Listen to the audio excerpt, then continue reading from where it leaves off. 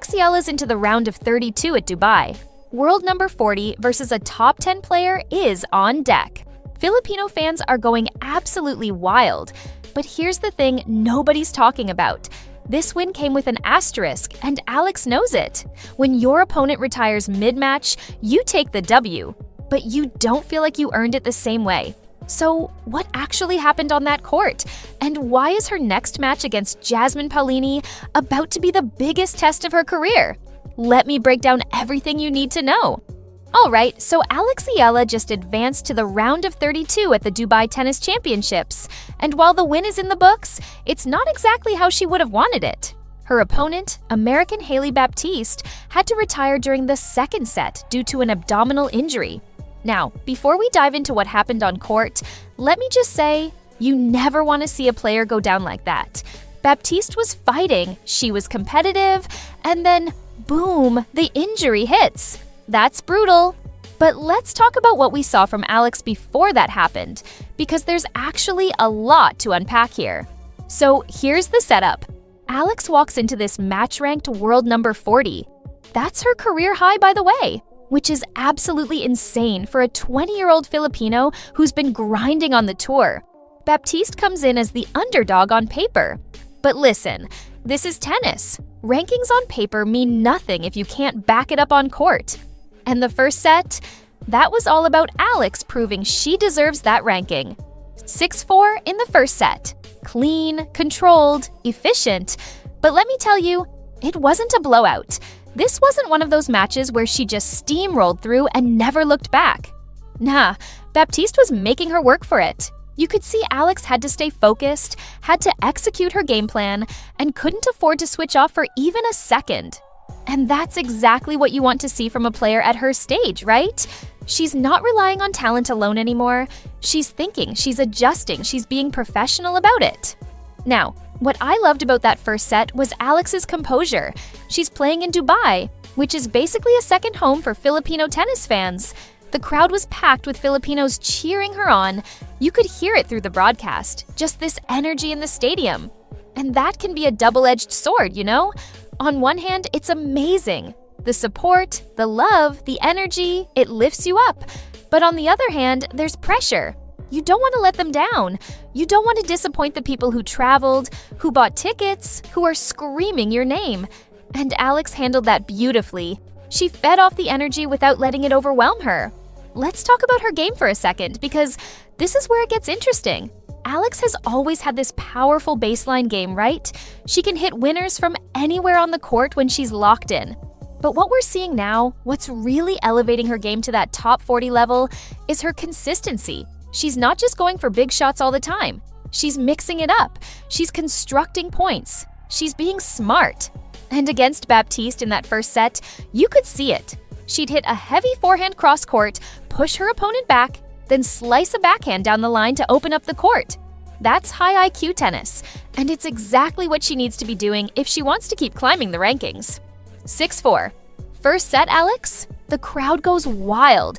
She's pumped. You can see it in her fist pump, the way she's bouncing on her toes between points. This is her moment. This is her tournament. And then the second set starts, and things get complicated. So Baptiste comes out firing in the second set.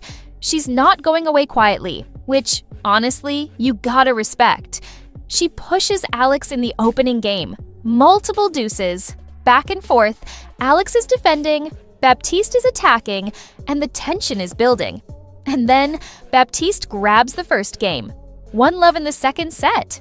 Now, on paper, that's not a disaster for Alex. She's still up a set. But momentum in tennis is everything, and you could feel it shifting just a little bit. But here's where things take a turn. Right after winning that game, Baptiste starts showing signs of discomfort. You could see her grimacing, touching her abdomen, moving a bit differently. And if you've watched enough tennis, you know that look. That's not just fatigue, that's pain. That's something wrong.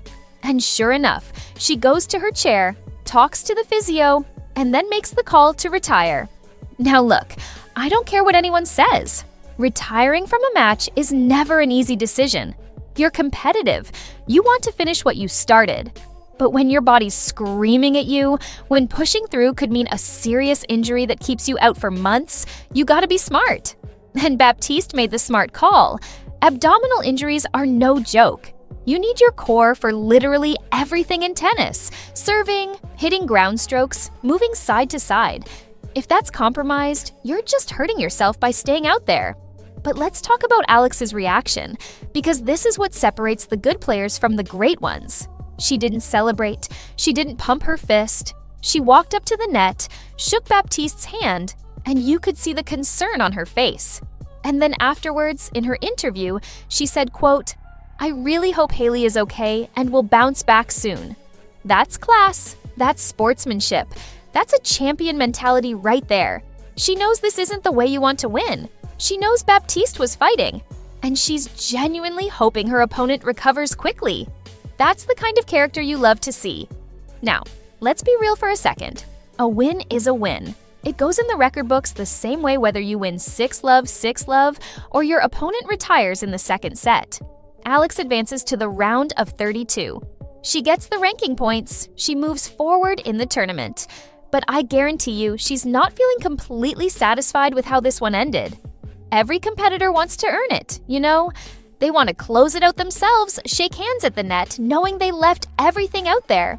So yeah, there's probably a tiny part of her that's like, I wish we could have finished this.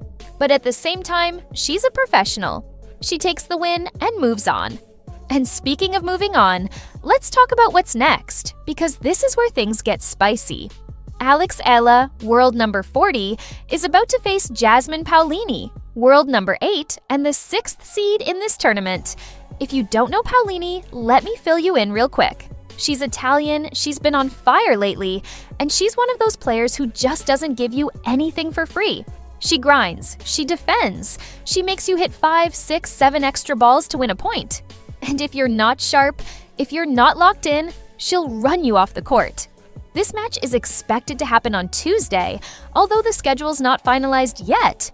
And honestly, this is the kind of opportunity Alex has been working for. Yeah, Paolini's higher ranked. Yeah, she's the 6th seed. But Alex has already beaten higher ranked players before. She's got the game.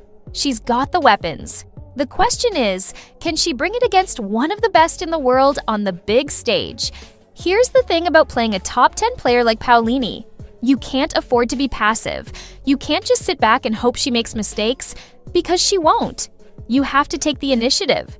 You have to be the aggressor. You have to dictate play. And Alex is more than capable of doing that. When her forehand is firing, when she's moving well, when she's confident in her serve, she can hang with anybody. The challenge is doing it for 2 full sets against someone who's not going to give you an inch. Let me tell you what I'm watching for in that match. First, Alex's serve. If she's getting 70-75% of her first serves in and placing them well, that's huge. That sets up the rest of her game. Second, her movement. Paolini's going to make her run. She's going to test her fitness, her footwork, her ability to defend and then turn defense into offense. And third, her mentality. Can she stay composed when Paolini inevitably goes on a run and wins 4-5 games in a row? Can she fight back? Can she stay patient? Because here's the reality. Alex is 20 years old. She's got all the talent in the world. She's already achieved so much. But these kinds of matches, these battles against top 10 players, this is where you find out what you're made of. This is where you learn. This is where you grow. Win or lose, playing Paolini is going to teach her something. It's going to show her where her game stacks up against the elite. And honestly, that's invaluable at this stage of her career.